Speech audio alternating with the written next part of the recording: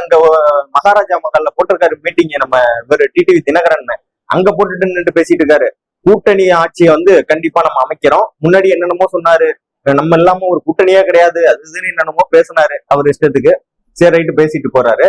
இங்க உட்காந்து பேசிட்டு உட்காந்துருக்காரு. இப்ப இந்த மகாராஜா மண்டபத்துல வெளில கேக்குது, நாங்க கேட்டுட்டு வந்தோம். அப்படியே வரும்போது நம்ம நம்ம வேட்பாளர்கள் நிச்சயமா அமைச்சரவைக்குள்ள போவாங்க.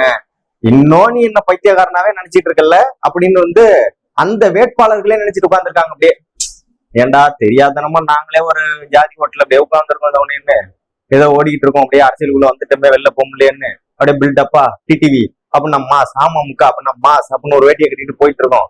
நீ வேற உட்காந்துக்கிட்டு அமைச்சர்கள்ல போற அண்டான அளக்க போற அப்படின்னு சொல்லிட்டு இருக்கீங்களே அப்படின்னு நினைச்சிட்டு அவங்களே உட்காந்துருக்காங்க. நாங்க வெளில இருந்து கேட்டு வர எங்களுக்கு சிரிப்பா இருந்துச்சு. அவங்க உட்காந்துருக்கதெல்லாம் டிவியில எடுத்து பார்த்தோம். அப்படியே உட்காந்துருக்காங்க.